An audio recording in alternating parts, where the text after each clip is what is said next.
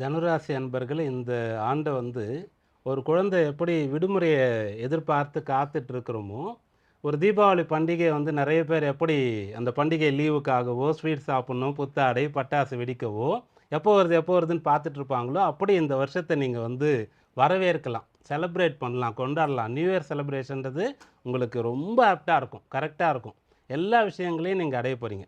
குறிப்பாக அம்மா சொன்ன மாதிரி இது நாள் வரைக்கும் ஒன்றுமே பண்ணல, எதுக்குமே லாயக்கு இல்லை, எதுவுமே கை கூடலை, லக்கே இல்லை அப்படின்னு இருந்தவங்க கூட இந்த வருஷம் சாதிச்சு காட்டுவீங்க. தனுசு ராசின்னு சொன்னாலே நீங்கள் வந்து நிறைய பழைய கதைகள், அனுபவங்களை பேசக்கூடியவர்களாக இருப்பீங்க.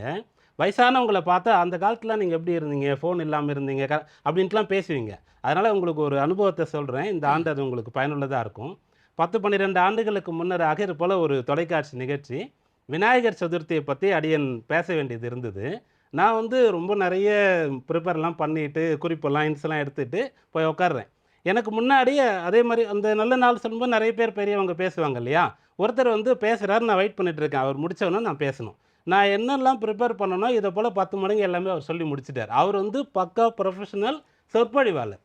கோவில்லாம் போய் கும்பாபிஷேகத்துலாம் போயிட்டு பிள்ளையார பத்தி பேசுறவரு. எல்லாமே சொல்லிட்டாரு. எனக்கு ஆனா ஒண்ணொண்ணு சொல்ல சொல்ல நம்ம என்ன பேச போறோம்? என்ன சொல்றது? அப்படின்ற மாதிரி ஒரு எண்ணம் வந்துருச்சு. அப்புறம் அவர் முடிச்ச பிறகு என்னுடைய புரொடியூசர்ட்டயே ஒரு 1/2 மணி நேரம், 1 மணி நேரம் டைம் குடுங்க. நான் மறுபடியும் ரெடி ஆயிட்டு பண்றேன் அப்படின்னு சொல்லிட்டு, திரும்ப குறிப்புகள எடுத்துக்கிட்டு அந்த நிகழ்ச்சிய நான் செய்ய வேண்டியிருந்தது. இந்த விஷயத்த மட்டும் நீங்க பண்ணுங்க. ஏன்னா, 7ஆம் இடத்துல குரு இருந்து உங்களுக்கு எல்லாத்தையும் ஈஸியா ஃபர்ஸ்ட்டு குடுப்பார். ஸ்டார்ட்டிங்லாம் நல்லா தான் இருக்கும். அப்புறம் 8ஆம் இடத்திற்கு வரும்போது ராசியாதிபதி உச்சமடைய தான் போறார். நல்லா தான் இருக்கும். ஆனா உங்களுக்கு சேலஞ்சிங்கா இருக்கும். அப்படி ஒரு செக் வைக்கிற மாரி நெறைய இடத்துல நெறைய விஷயங்கள் உங்களுக்கு நடக்கும்.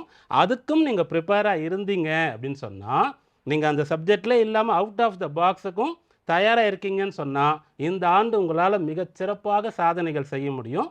இன்னொரு விஷயத்த நீங்க ஃபாலோ பண்ணலாம். நீங்க வந்து ஒரு வீடு வாங்க போறீங்க, கார் வாங்க போறீங்கன்னா, செகண்ட் ஹேண்ட் அமையுதுன்னு சொன்னா ரொம்ப சிறப்பா இருக்கும் இந்த வருஷம். அப்போ மனை வாங்கும்போது என்ன அப்படின்னு கேட்டா, மனை வந்து எல்லாருக்குமே செகண்ட் ஹேண்ட் தான். ஏன்னா, இந்த உலகம் எவ்வளோ லட்சம் ஆண்டுகளுக்கு முன்னாடி இருக்கிறது.